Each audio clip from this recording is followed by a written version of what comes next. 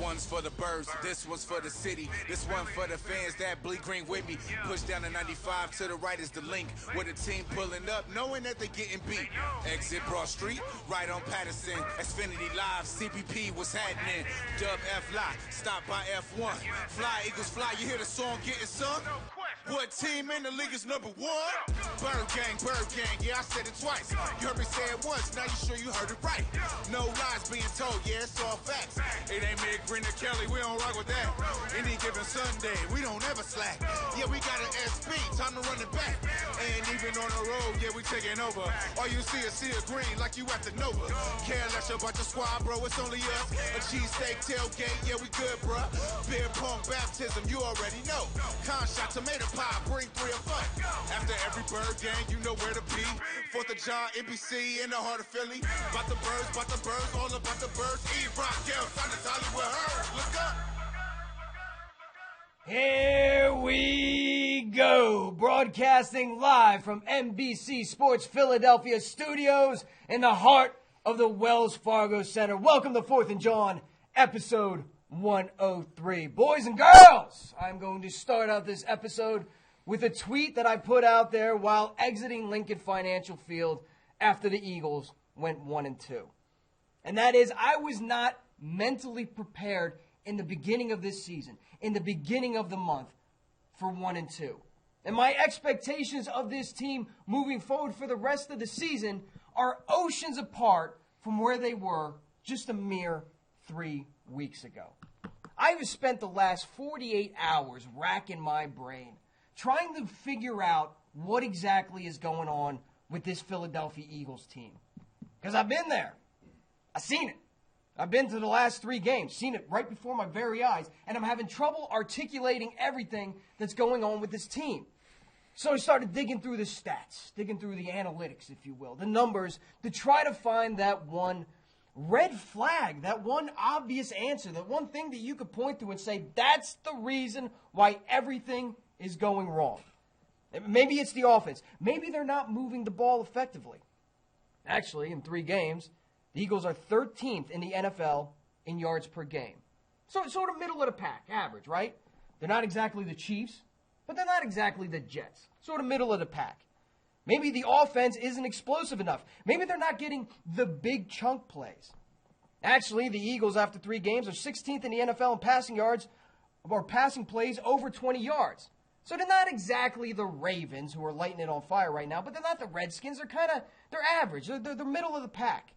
Maybe the offensive line isn't protecting the quarterback enough and giving up too many sacks. Well, actually, the Eagles have only given up 7, which is 16th in the NFL. Middle of the pack, average. So it's not that. They're not the Dallas Cowboys offensive line, which has only given up 2, but they're not the Tennessee Titans, which has given up something like 17. Maybe it's the passing offense, right? Maybe Carson Wentz isn't hitting his receivers. Technically, after 3 games, the Philadelphia Eagles are 12th in passing. Middle of the pack, average. So they're not exactly the New England Patriots, but they're not the Miami Dolphins either. Maybe the defense is giving up way too many yards. Maybe that's the problem. They're giving up 350 yards per game. Once again, 16th in the NFL. That's average. That's right in the middle of the pack. So it's not it. Maybe the Eagles aren't playing disciplined football, committing too many penalties. Now, here was one. Eagles on the defensive side of the ball are the most penalized team in the NFL on defense. But then again, on offense, they're giving up the 4th least amount of penalties. So that's got to average out, right, in the middle. And I'm starting to get frustrated. I'm starting to get pissed off because I keep slamming the table, looking at the numbers. Why is this team not performing the way they should? Where's the glaring, obvious answer? Everything is middle of the pack. Everything is average. There's no glaring flaw on this team. And then all of a sudden it hits me. That's the problem. Average. The Philadelphia Eagles, in 3 games, are an average team. They're going to keep up with some teams. They're going to find ways to lose. They're going to do some things right. They're going to do some things wrong. But at the end of the day, they're average. And it breaks my heart because I don't believe that this is an average football team. Lane Johnson is not an average right tackle. He's one of the premier right tackles in the league. Jason Peters is not an average left tackle. He's going to the Hall of Fame. Carson Wentz is not an average quarterback. Fletcher Cox is not an average defensive tackle. Malcolm Jenkins is not your average safety. But they're playing average football. So the Eagles now need to have a sense of urgency in more ways than one. Because they need to pick it up big time. But more importantly, they are looking down the barrel of 1-3. Because on a short week, that's even shortened further by the fact that they got to travel out to Green Bay. They got to go play Aaron Rodgers. And you think this secondary isn't going to get chewed up alive by Aaron Rodgers? Guys, I don't know the answers, but what I do know is what the Eagles are putting on the field right now is vastly different from the expectations that I had just a mere 3 weeks ago. And in order for them to the Carson Wentz revenge tour, get back to the Super Bowl, hell, get to the playoffs, they need to pick it up something fierce. Mr. Gail Saunders, Eagle Sessions on Twitter. How you doing tonight? I'm feeling a little bit average over here. But I'm going to start with a quote from Lou Holtz, the great coach from Notre Dame. Your talent determines what you can do. Your motivation determines how much you are willing to do. Your attitude determines how well you do it. And when you talk about, Joe Douglas, Doug Peterson talked about this talent on this roster. Zach Ertz talked about this is the most talented team he's ever played on. I mean, gentlemen, we watched these Eagles form this roster over the years. We've seen talented rosters when we see it right in front of our eyes. We know what it looks like. On paper, this looks amazing. Malcolm Jenkins had a quote, "We're seeing the evidence of a talented team can beat themselves. It don't matter how much talent you have, you do dumb things and give the opponent opportunities they're going to win. Your motivation determines how much you are willing to do." Motivation, guys. I mean, the guys on the back end of the roster, well, whether you're on special teams, the guy that has to come up with a big play on special teams, your second string wide receiver, the next man up mentality. You guys got to be motivated. It's all about motivation. Who's motivated to be the hero of the game at the end of the game? Jawn. You brought that guy in to make contested catches. I mean, Nelson Aguilar. Just so many drops. It's concerning. Your attitude determines how well you do it. We've seen the attitude of a championship football team in this city. We know what it takes. We see what it takes. We see the attitude they're brought to the field every week, week in, week out. The guys aren't having fun out there. The swagger is not there. What is it going to take for this team to bring that attitude to the football field? And listen, I know that the football season is a marathon. It is not a sprint. I understand that. And I know the Eagles could easily be 3-0. They were one Nelson Aguilar drop and one Jawn drop away from being undefeated. But one of the benefits of winning a Super Bowl a couple years back is we now know what a Super Bowl team looks like. Mm-hmm. To speak to your point, Gail, we know what a Super Bowl talented roster looks like. To speak to your point, Gail, we know what Super Bowl swag looks like. Yeah. And right now, this team might have looked good on paper, but right now, even if they were 3-0, how confident are you in this team that they were going to, even if they were able to eke it out, even if they were able to win those 3 games, all 3 of them, what do the Eagles do well? What's the identity of this team? Now, if they won those games, we would all be sitting here and say, this is a resilient team. This is a gritty team. This is a tough team that can find a way to win. Listen, you can only find a way to win so many times.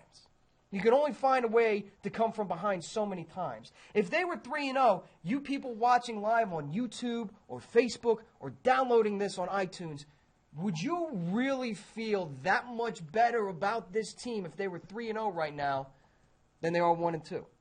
honestly, down deep, knowing what you know, knowing that you've seen a Super Bowl team, knowing what a Super Bowl talented roster looks like, and knowing what a Super Bowl swag looks like, would you still feel confident in this team going into Thursday Night Football? Evan, Hollywood Hearn, how are you? I'm not doing well. I got to be honest. There's a lot of eye-opening things that happened this past week, and I think we have to have an honest conversations with ourselves. We got to talk about this guy, Jim Schwartz, man. All right, so week one, I'm going to lay it out for you the past 3 weeks. Week one, Terry McLaurin. Who? Gashes us for 125 yards and a touchdown. Case Keenum throws 380 and 3 scores on us, right? Week two, Ronald Darby gets torched the whole first half. Jim sends 0 safeties down to help him, just lets him hang out to dry in coverage. Week three, on a 44-yard end around, there's 10 men on the field.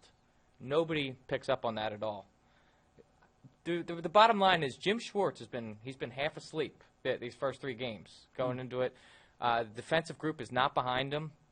And to be honest with you, I'm really getting sick. This is the second year in a row now that I feel like this team just doesn't have the juice going into it. Like we came in and everyone says about the Super Bowl hangover last year where they say, you come from such a high to you come back down to earth. Well, this is the second year in a row now where we need to get on this team about telling them that they're not putting forth enough effort this early into the season. And these slow games are reminiscent of these slow starts to the season. And it's just for a team that when you look at them on paper, how talented they are, and it doesn't compute as to why they're playing the way they are, it's aggravating.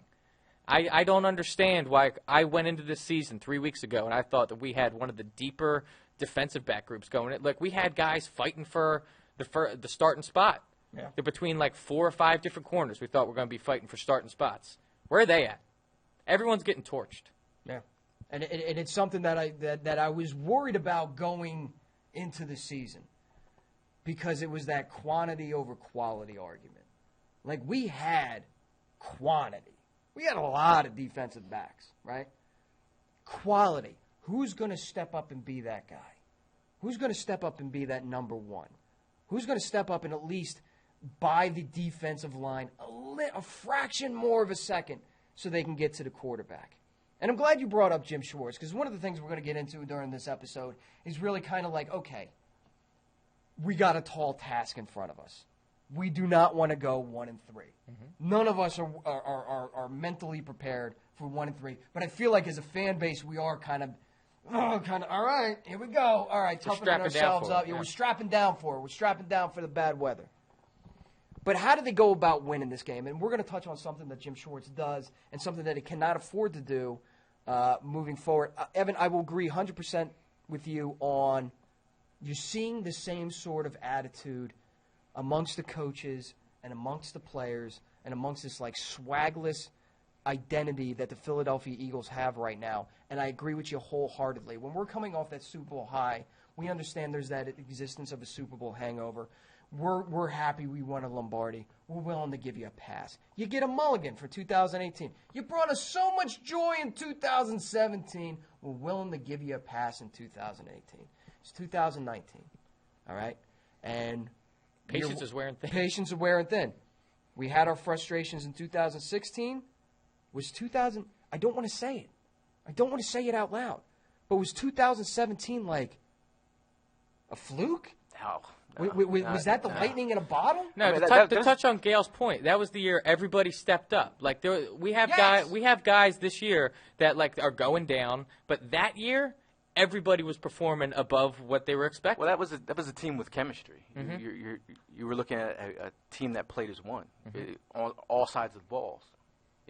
Special teams, offense, defense. Yeah. I mean, it was amazing. You could see it on the field.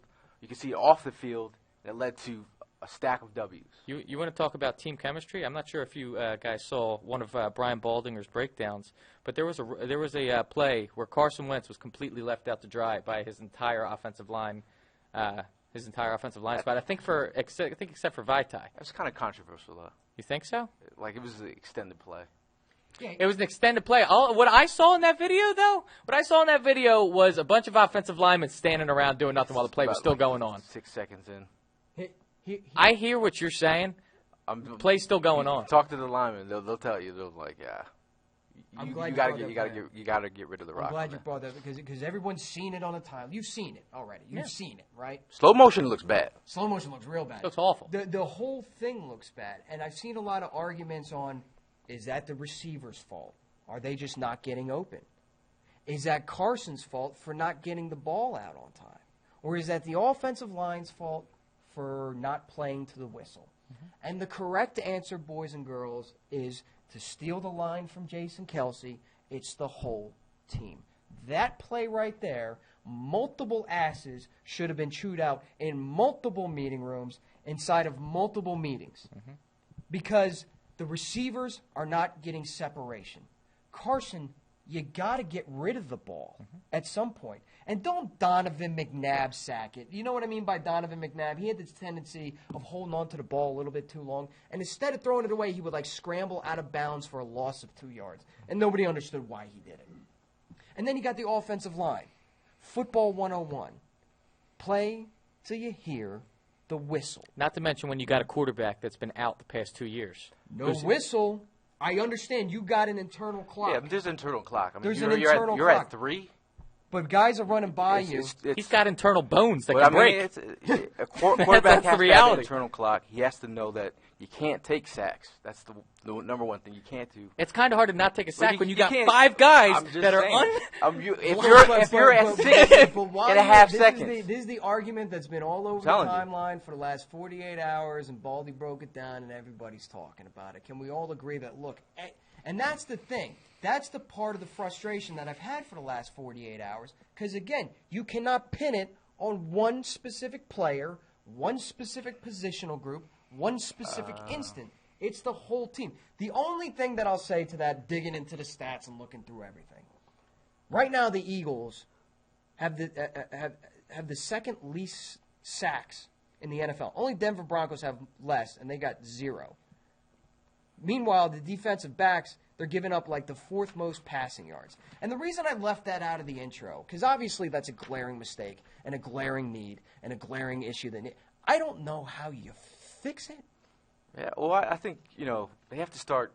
You're seeing Jim Schwartz actually blitz, and he has to because But he's he's starting to get figured out. I mean, if you chip the defensive ends, and you got your corners playing 10 yards back, and they're picking the scab, which is Ronald Darby, week in, week out, they know where they're going. If you can get them an extra half second by chipping the ends, it's easy money.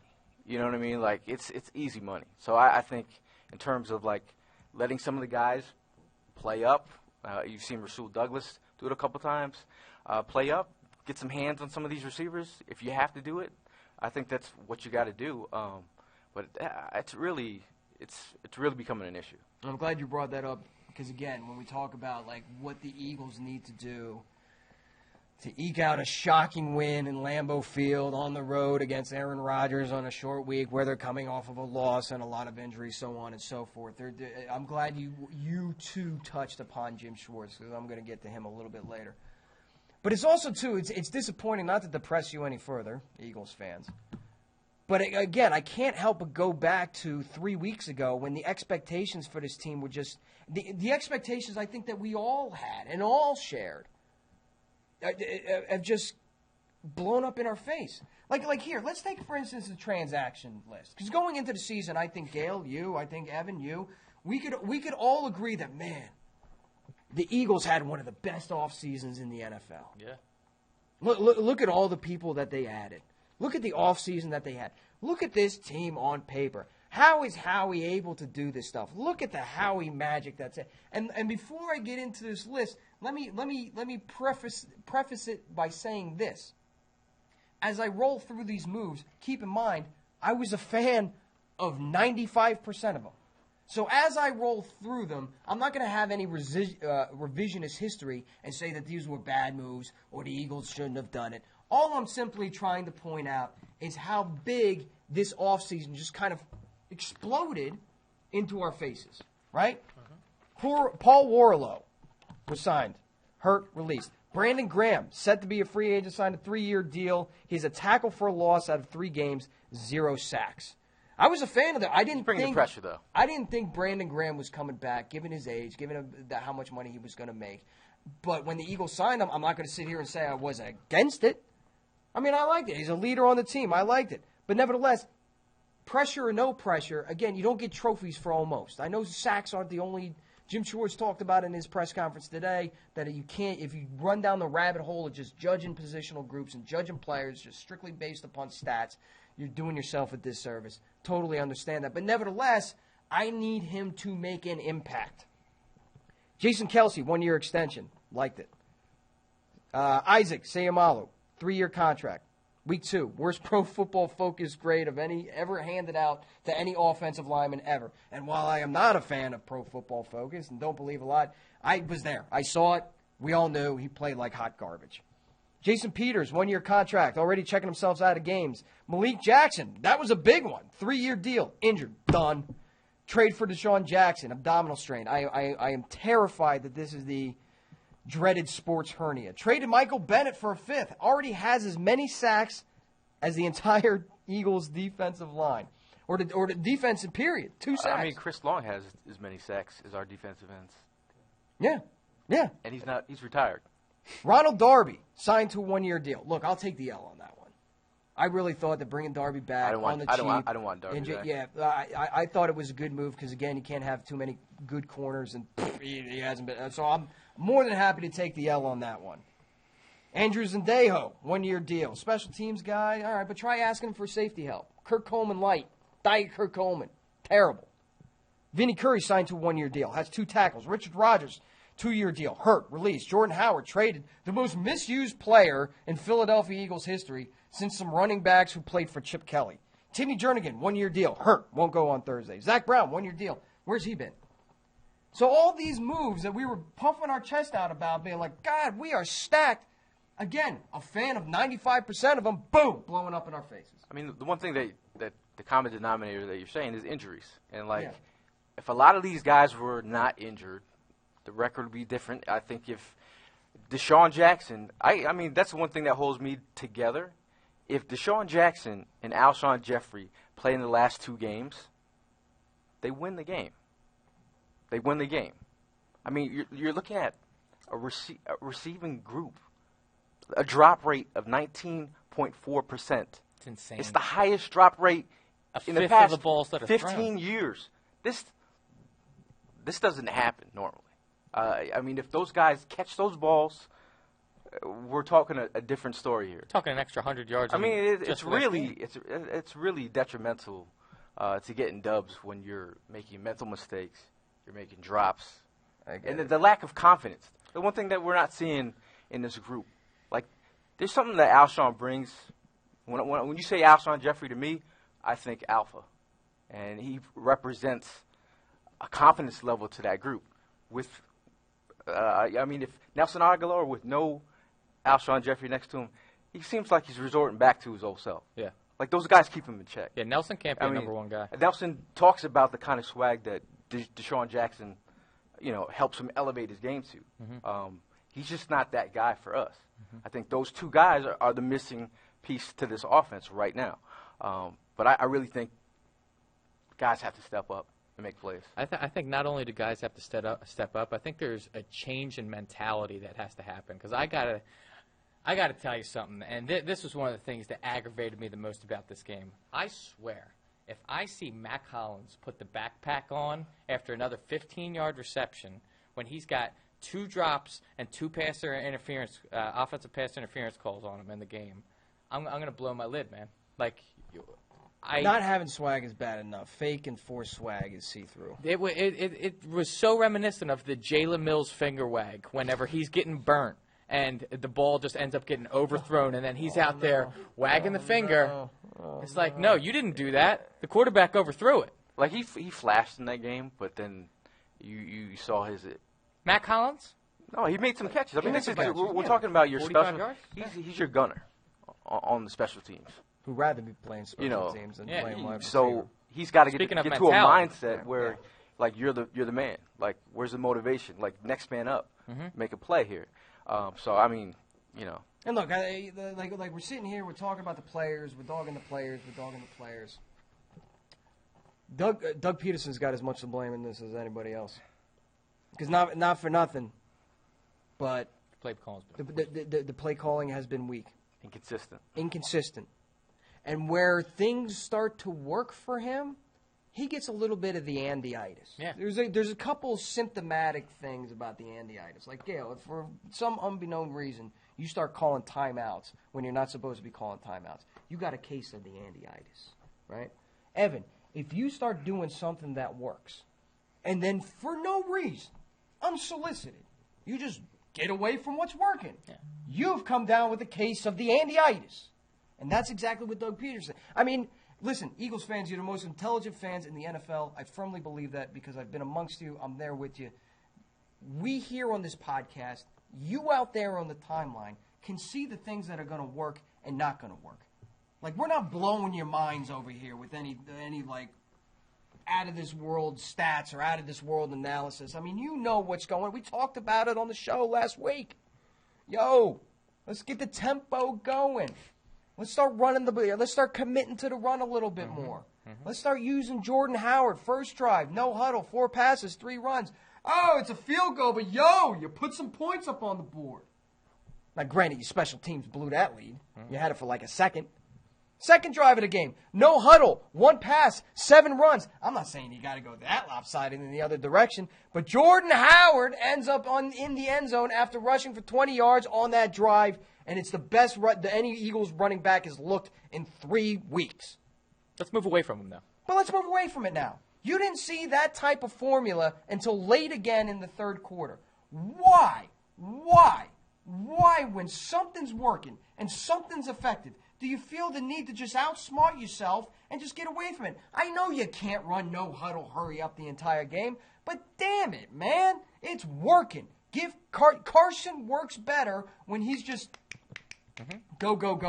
Yeah, I thought some of the defensive linemen for the Lions had their hands on their hips. That's everyone where I was sitting at. Everyone's like, look, they're tired. So I felt like that tempo was what they needed. I think he has to rev it up at some points. You know, because it feels like Carson Wentz is comfortable. Once he gets in that little rhythm, then he's good. But, Jordan Howard, I felt like, we're waiting for him to be used correctly. Yeah. Or just get that chunk of carries to get that. Like, running backs need to get into the rhythm, too. Like, if you get one series here, another series, in the third quarter, and then maybe 3 more in the fourth quarter, it's tough. This is a guy who's used to getting some carries. But I also think the run game can solidify the offensive game plan. Like if you start getting that rhythm with the linemen, they're feeling good, knocking people down. Yeah. Versus aggressive passing half the time, and they're taking hits passing. Yeah. Let them hit the guy in front of them. Yeah. And you got a guy like Jordan Howard who can ground and pound with the best of them. We're not talking. He's not the guy that's going to bounce it out and break long runs, but he'll run you over. Get those little chunk plays, run people. You see that guy that he ran over? Yeah. Took his soul. Yeah. What'd you trade for him for? Why is he here? We get it. Miles Sanders is the running back of the future. He's extremely talented. He has some stuff he needs to work on, i.e., holding on to the football.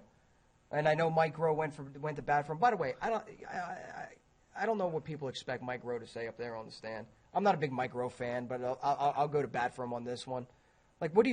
Somebody asked him, would you bury him on the bench? What the hell is he supposed to say when he's up? Yeah, I'm going to go and bury him on the bench. No, you just say you got confidence in him. We're working on a couple things. That's neither here nor there. What'd you trade for Jordan Howard for?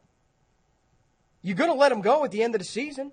He's going to walk. Yeah, I don't know why we're not beating the brakes off him. Yeah, ride the dude. Yeah. He's got a bag to earn. We've got a comp pick to earn. Make it happen. And it works when you run downhill with him. Ain't going anywhere, bro.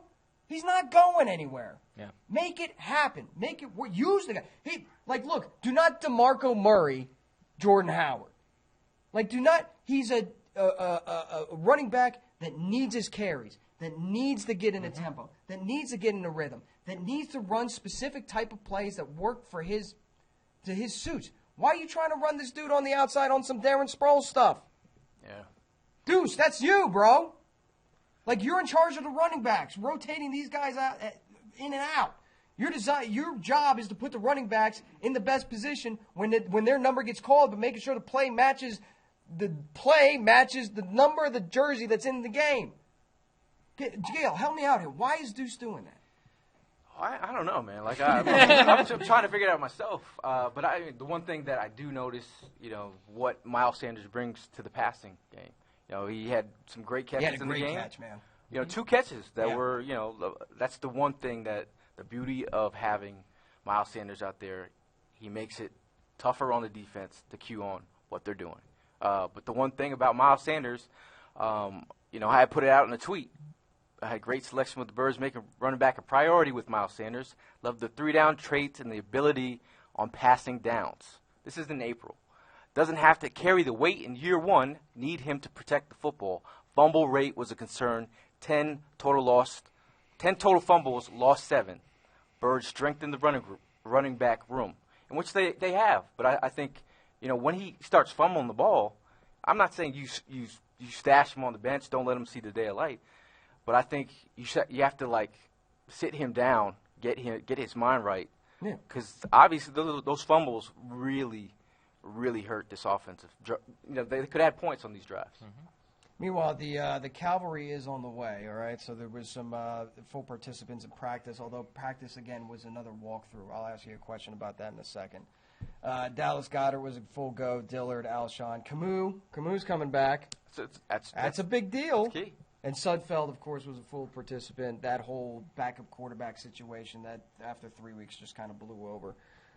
Sudfeld will be back, practicing, and hopefully we never have to see him, because that means 2 quarterbacks are going down, and that offensive line keeps blocking the way they're blocking and not playing to the whistle. We might end up seeing him, but that's neither here nor there.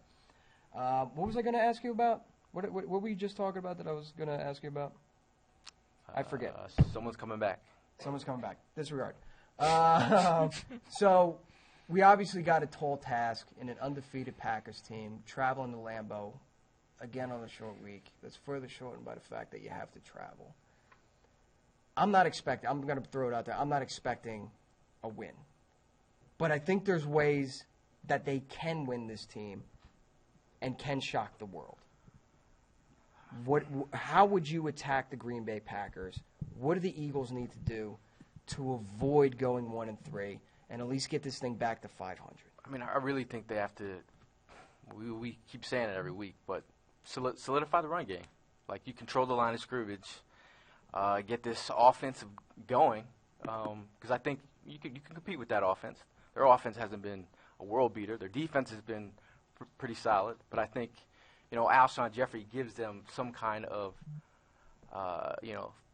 semblance of what this offense is supposed to be with the 2 tight end sets. Now, Alshon Jeffrey's back. He's a chain mover. We don't have Deshaun coming back, but we have, what our offense is supposed to look like, where our receivers are supposed to be on these timing routes and such. I feel like having Alpha Jeffrey back really should set the tone. Evan, give me something. How did the Eagles beat the Packers? So what I would do is what we've been talking about is we let Jordan Howard run the ball early and often. Let him get it going the first couple downs on each drive, and just keep on feeding him the ball. On top of that, on the other side of the ball, Jim Schwartz has to continue to blitz, keep that pressure up, just because we need the quarterback to have less time, because obviously these DBs are not able to cover for very long. It's tough, man. Like, we're facing quarterbacks with quick releases. Uh-huh. And Aaron Rodgers, and the experience between Aaron Rodgers, Matt Ryan, and Matt Stafford, mm-hmm. they know that even sending the blitz, they know what's coming. So I really feel like, and it's going to be tough. Yeah, it's definitely going to be tough. The one positive thing to look forward to is Trox actually just sent it to me as well. The Packers are pretty loaded up with injuries as well. It's not like we're the only team that's going in here butchered up. They've got a ton of injuries on their own plate. So hopefully we're able to exploit those positions that are hurting. Yeah, I mean their offensive line isn't the best like it used to be back in the day. But Aaron Rodgers isn't. He isn't the same quarterback he was a couple years ago. He's still Aaron Rodgers, but I'm just saying he's not Aaron Rodgers on steroids. Still Aaron Rodgers. Aaron Rodgers And is Aaron Rodgers, Stanley man. will still pick him. You know. And You're saying he's not Olivia Munn Aaron Rodgers. No, he's Danica Patrick. Aaron Rodgers. Yo. Shout out to Danica. Are they still together? I have no idea, dude. I'm not interested in the dating life of Aaron Rodgers. I could care less. He should maybe, I don't know. Maybe he should call his dad. Ooh. I doubt he knows either. Shout out. Shots fired. Here's shots, how you beat the shots Packers. fired. Right? Lay it down for us. Packers' weakness on defense. They're 25th against the run, right? They gave up 149 yards and 2 rushing touchdowns against a bad Denver team last week. Dalvin Cook the week before went for a $154 Remember him? and a touchdown. Remember Dalvin? Yeah, I do remember Dalvin. The Minnesota Vikings start. Let's not open up all wounds here, because we've got running backs. All right. What I'm saying is let's use them, because we can all agree that Aaron Rodgers can carve up your defense if he's given the opportunity, and it will not take him long. The best place for Aaron Rodgers to be is on the sidelines, chewing up that clock because the Eagles are running the ball. A lot of Jordan Howard this week. A lot of Jordan Howard. And then where you can mix in some Darren Sproles and some Miles Sanders is in the screen game. I'm watching. Where's the screen? Well, listen, I'm watching, what was it, Seahawks Saints. And I'm watching Alvin Kamara just pretend the pass block for a second and a half tops. And then go out in wide open flat. And there he is, in space. Isn't that where you want a guy like Miles Sanders? Isn't that where you want a guy like Darren Sproles? Where is this screen game? I mean, for a guy who learned under Uncle Andy, Uncle Andy's screen game is ridiculous. That was a big part of his West Coast style of offense, was the screen game. We saw it year after year. Brian Westbrook. Yeah. LaShawn Made a living McCoy off it. made a living off of it. And for some reason, Doug Peterson can't call a screenplay, no matter how talented his running backs are, to save his life. I just think the play calling is disjointed. Doesn't it feel like not all the plays make sense? Or like why they're calling, it's just, I think weird. there's a lack of creativity going on as well. And not for nothing, dude. Frank Wright. Not for nothing. The RPO. RP knows. The RPO. Listen, that can't be 80% of your offense and think that NFL defenses haven't caught on to this. Because that's the other thing I'm noticing. NFL defenses have caught on to what the Eagles are doing RPO style. Mm-hmm. So if you're going to use those running backs and have an effective run game, you better mix that thing up. Like a RPO is with Alshon, it's a RPO. With Aguilar, it's a RP no. Yeah, because nobody's going to respect the big-bodied receiver to just throw it in his general direction, and he's got a catch radius to him. Nobody's going to respect it. You know what they're doing? They're reverting back to 2016, Doug Peterson, when we're throwing the guys like Jordan Matthews and DGB and Nelson Aguilar and banging our head against the wall because they're dropping passes. That's the reason they're stacking the box, and the reason that whole season was a bust is because nobody respected the run game. Why would you? Nobody can go deep on you. Put that safety in the box. We'll dare you to run. We'll dare you to throw. You can't do it. Yeah. And listen, but inherently, that's when Carson Wentz starts to feel like he needs to be Superman. And inherently, that's when Carson Wentz starts trying to do too much. And inherently, that's where Carson Wentz gets himself hurt. Going back to the screen game thing, I heard something interesting that Carson Wentz was saying during his press conference. Like, look, it's hard to force a ball to a guy that's double covered. Mm-hmm. Zach Ertz is being double covered the entire game. Great. You mean to tell me in that room full of offensive minds, you can't say, all right, if we put Zach over here and he's demanding double coverage because you gotta tighten up your best receiving option, right? The defense has got to bracket your number one receiving threat, receiving target. That's taking up 2 defenders. You can't sneak Sproles on the other side in a wide open. Like, listen, again, we're not blowing your minds here, Eagles fans. Yeah. Here on 4th and Jawn, we're not revolutionizing the game or the analysis and breakdown of film. This is simple stuff, man. I mean, Sproles was open on that one play. Wentz saw him really late, and then he got murdered. But, you know, those plays are there. You know what I mean? I think, like, taking advantage of the running backs in the passing game was a thing this week.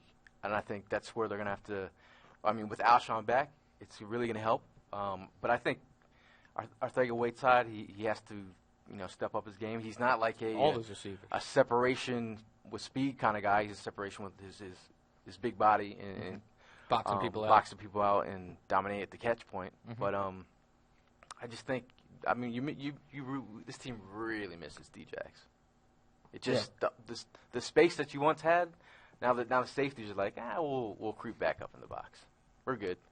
And lastly, to touch on what Evan pointed out in the beginning of the show, Jimbo, Jim Schwartz, Bubba, Booby, you got to help me out here, man. You got to help me out. Because Aaron Rodgers is simply too smart for you to play that sort of defense and for him not to pick you apart. Jim Schwartz was talking today in his press conference how he can both get rid of the ball quickly and hold on to the ball to extend the play. One of the things about a guy like Aaron Rodgers, and one of the things that really frustrates me about Jim Schwartz's defense, is there is zero movement. The read the quarterback makes when he walks up to that offensive line is the exact read that they're going to play. There's no changing. There's no movement. There's no cause for confusion. So, Jim, you're not getting home with 4, and your defensive backs can't cover. Don't play them 10 yards off the line. He will eat you for breakfast. But also, too, feel free to move some pieces around. I see you trying to experiment with the blitz. I appreciate the notion. I appreciate the fact that you're trying to be aggressive. But just like a poker player, you're showing your cards. They know where the blitz is coming from. They know exactly where it's coming from and who's going to be blitzing. Again, the quarterback knows the defense before his lineman even gets set. Like our man Trey Thomas says, do some of those ETs, those TEs. Move around. I saw you move around the defensive line last year in that NASCAR package. Try a little of that. Move around the Here's a novel idea that I haven't seen since Jim Johnson. How about a corner blitz? Throw a monkey wrench in it. Give Aaron Rodgers something to think about. This guy is an MVP. He's seen it all. Don't lay down for him by just hey, it's 4 guys up front. Here's your linebackers. Hey, we're playing 10 yards up. Try and stop. Try and go. He will eat you alive. Yeah, He'll eat you alive. In a weird way, I almost feel a little bit more comfortable knowing that Ronald Darby is not playing. I'm being serious. Because I hear you. He's not 100%. Everyone, if you look where they're going, they're attacking Ronald Darby. Like I feel like in terms of like the cornerbacks, the young cornerbacks, everyone, the Sewell Island Hive and the Sidney Jones season high. Thing now? I just feel like this game is monumental for their careers. Yeah. And I really want them to take that. Russell Douglas had a phenomenal pass breakup on Hockenson. Ripped it right out. That's a touchdown. Ripped it right out of his hands. I think he had some pass breakups, but I feel like if you're going to go all out, use those long arms of Russell Douglas, put some hands on some receivers. You look. There's a third down, 3rd and 10 play, and we got Ronald Darby playing 10 yards off the wide receiver. Just free release. I've always been saying, with this Jim Schwartz defense and the corners the kind of play that we're having, it's like having a security system, but your side doors are unlocked. Yeah. And these quarterbacks we'll just go on the side, throw some bubble screens, throw some double moves, and it's a wrap. Aaron Rodgers has got to be kicking his feet up in the meeting rooms this week, just licking his chops. Do you remember when they came on? Was it Thursday night? And he was throwing all these bubble screens. Yeah. Just checking darts, it. He was like picking us apart. I remember that game because the ball was coming out of his hand in less than a second. Boom. There's nothing he could do. Your corners are playing too off, and your defensive lineman can't get there. Boom. He ate us alive that game. Just ate us alive. Speaking of and again, that 2017 draft class, I'm still waiting to see it. Sydney's played average. Sydney's played okay. Barnett's played good. He's played good. We need to step it up. We need better than good. Well, we need better than good from them right now. See, but it goes back to my thing. I got a boo in the chamber. They just know. I got a boo in the chamber, and I just cock back right cock back. I got a boo. They're getting figured out. Like, the fact that Jim Schwartz is blitzing is crazy. We've been asking for Jim Schwartz to blitz for how long? Now he's blitzing. He knows he's getting figured out on the edge. Just chip the ends. Speaking of boos, did you see? I think Jim Schwartz has had too much Did of you that see the dean vanilla of ice cream. admissions? Did you see that angry? Yo, that dude was my spirit animal. But he was that guy. he was everybody there. Which Yo, guy are we yeah, talking yeah. about? No. The dean of admissions Dean of admissions. for Penn. Penn. My personal Oh, my hero God, now, yeah. screaming at. And it's like that guy was a spirit animal. Yeah. Everybody That's how we all felt. It's how you all felt. It's how we all were in the stadium, just screaming our heads off. What are you doing? What are you doing? Bleep, bleep, bleep, bleep, bleep. What are you doing? I mean, the other spirit animal. I mean, the Possibly guy the calling greatest out interview of all time. calling out Nelson Aguilar, boy. He's saving babies, Catching but found a moment in his pettiness. He's in the middle of saving lives. pettiness to And he's thinking to himself, man, the Eagles are 1-2 right now. Like, this is some Yeah. BS. like, He's my catching life a is that baby. bad. I'm not sure if you happened to catch the John Clark's interview with him, too. But Oh, he said he just ran him in for 2 touchdowns. He said, I'm just thinking, no fumble. I'm saying Vince Papale too, Invincible too. I mean, let's put him. Let's give him a tryout. But Nelson, he really took it to a higher ground. Offered the guy tickets to and his family tickets to a game. He's just like, someone find this. He's man. a higher level. He of took class it. than He I took am. a negative and tried to flip it to a positive. I was like, Well, wow, I man. Was Nelson able to catch that guy? Ooh, this guy. He was able to find him. I mean, you see Alshon on the timeline? No. He said there's some clown-ish going on social media right now.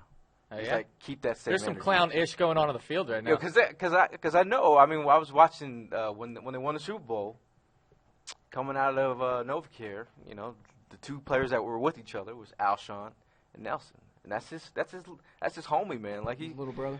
See, I'm telling you, Alpha Jeffrey comes into the building. It's a different story. All right. Let's on that note, let's hit it to the Twitter questions. So why don't you go ahead and bang those up? All right, so we touched on this a little bit, but I just want a quick, concise answer. What would you guys say this team's identity is? I have no idea. They're lacking Up in the air? They're lacking identity right Okay. now. That's the point I was trying to make in the beginning. Like what is this team's identity? What do you hang your hat on? What's the thing that you do well? What's the thing that defensive coordinators are going to sit in their meeting rooms and go, oh man, we got to watch out for that guy, Zach Ertz? Okay, Not this year. all right, So far. they found an answer Yeah. to it. Like, what's the one thing on defense that they were like, oh man, we got to find a way to control this ass. Like, what are you good at? You're average. You're playing average football. If I can compare like an in-sync football team to like figure skaters, what we're seeing is like a figure skater skating with Gritty right now. There is no. Bring me to where you're at. I know it's Gritty's birthday. We're watching Gritty on ice right now. Gritty on ice. We need to see an in-sync like football team. Like in sync, like Justin Timberlake in sync. No, You in were sync. all over the You place ever with you this. never seen skaters? Huh? Like a figure skaters, they have to know what Like once the every next 4 player's years, so it's on the doing. Olympics. That's what I said. I just can saying. skip that one. All right. Sorry. Gritty on Okay. ice. Anyway. Gritty on ice. Michael Givens, it was nice to meet you down at the tailgate, bud. If Douglas has a good game this Thursday night, what is the chance he takes Darby's job? What's that? 100%. Darby's not coming back anytime soon. You don't think It's so? gonna be a while, man. It's going to be a while. And as Gail said, I'm not necessarily sure that's a bad thing. But their record Like without permanently. Darby is they've had a winning record without Darby in the lineup. These are just facts. Interesting. What else you got? Zach Kressler wants to know, do you guys miss Jalen Mills as much as he does? I'd like to see him. I mean, I miss him. It wouldn't hurt. I mean, I don't miss him. You don't miss him? Like, look, I don't miss him the way I miss like a good ex-girlfriend. Ooh. I miss him like a booty call. Like every Wh- once in a where- while, I wish he was there. Where are you going with You know this? what I mean? I don't. Yo, I do you just made a mean? booty call reference. You're making Gritty's figure skating references. And your girl's at home like, what is he talking about? It's bro? one in What is he- it's one for E-Rock. What is he talking about? Your girl's like, what is Love he you, talking babe. about? What is he talking about?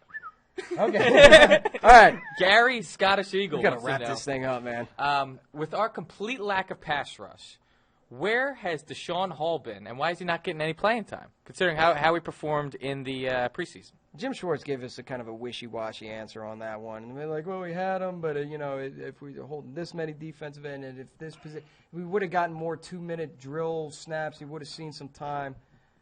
I don't see where it hurts, especially at maybe defensive tackle during those NASCAR packages. He's a bigger defense. He's like a stockier defensive end. Am I right? Yeah, I mean, I'd give him some opportunities, but at the end of the day, I really think these quarterbacks, quick release, it doesn't matter. They're not getting enough time to get there. And the way that they're, playing the Eagles, they know what they're doing now. Okay. Any other Twitter questions? I got two more. The scab. Alex Morrow brought up a very good point that I think we touched on last year. Okay. But it was too soon to have happened. So they want to know how much of the lack of scoring in the first quarter has to do with Frank Reich leaving. Is there anything to be said about that? Because over the past 2 years, that's when this trend has happened. I mean, it's the 2018 Eagles, it's the 2019 Eagles, and there was a very disturbing trend with them. How much Frank Reich could take credit for? Indianapolis ain't doing I that think bad. I think it's real deal. I think Frank Reich was a big part of the game planning. I think, you look at what the Indianapolis Colts had started doing when Frank Reich got into town. You think what he's done with Jacoby Brissett and Andrew Luck. He pumped up his career for a second. We thought Andrew Luck was back. They've done well scoring in the first quarter. So.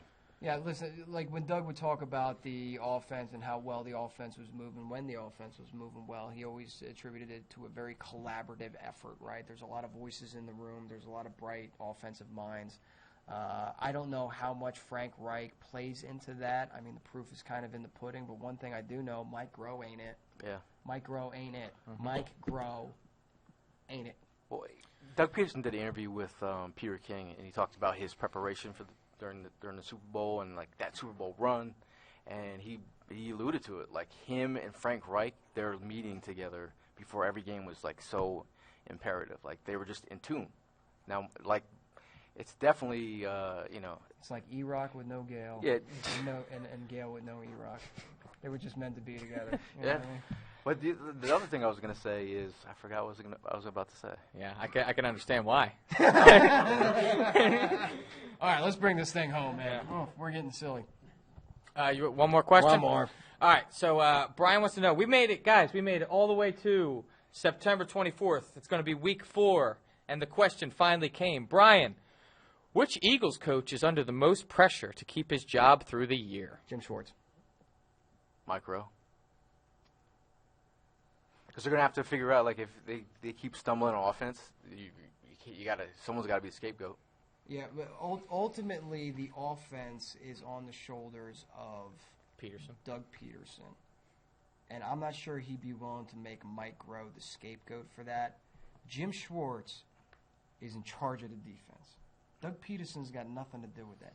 Jim Schwartz is in charge of the defense. So if the defense, again, we started talking about stats and everything kind of looks average and, where's the glaring weakness? And then I touched on a little bit later that one glaring weakness that I don't know if they could fix is a lack of an overall pass rush and giving up too many yards. The pass rush and the defensive backs have one of the two biggest symbiotic relationships in the NFL. Nice word. Along with the offensive line and the quarterback. You can have a Hall of Fame quarterback, but if his offensive line is trash, he's never going to be able to do his job. So they have a symbiotic relationship. On the flip side of the ball, the defensive line is the yin to the yang of the defensive backs. If the defensive backs are letting it loose, the defensive front's not going to have enough time. The quarterback's already got the ball out of his hand. If the defensive front can't get to the quarterback, the corners can only cover for so long. So it's that sort of thing. That's going to be a glaring, obvious problem. And if Jim Schwartz doesn't fix that, that's on Jim. Nobody else. I mean, the one thing that you can't fix, like Tim Jurgens gone. Malik Jackson, gone. A Fletcher Cox, who is not yet himself yet. So that interior pressure that you were getting 2 years ago, or like a healthy Fletcher Cox by himself last year, he's not the same player yet. And I think Akeem Spence is no Malik Jackson. So, like, in terms of, like, trying to fix that, it is what it is right now. It is what it is. But given a foot, in other words, Jim Schwartz's You know how he fixes that? You know how he fixes it? How he fixes it? Jalen Ramsey. Amen. Jalen Can I get an amen? Because then you lock I'm not ready the for side this doors. We're ready for it. I'm not ready. Come on home, Jalen. No, I'm not going in the bathroom again. I am not going into the bathroom. I'm going to wrap this thing up or before we even get the opportunity. We get to go in the Namdi out of retirement. Stop! We're not doing it this week. We're not. All right. Okay, a couple shout-outs before we get on out of here, and I get myself in trouble again. Concha Hawk and Bakery, of course, for supplying the food at the tailgate. Bud Light for supplying the delicious goodies. The cans of beer at the tailgate as well. I want to give a special shout-out to our boy Giovanni. Yeah, awesome to see him. Rockstar. Oh, great. Great to see him roll up to the tailgate and party with us for a while. He's a big-time Spent fan, a little time with the drum line. Yeah. You know what I mean? Drumsticks. He said he's Had his own little drum solo. He said he's going to start playing the drums, though. Yeah.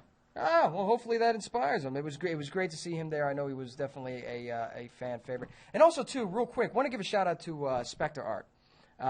He had his art on display. He was painting this giant unbelievable stuff. Unbelievable. This giant Brian Dawkins piece, like live, right there at the tailgate, like wet paint. He's really talented. Talented.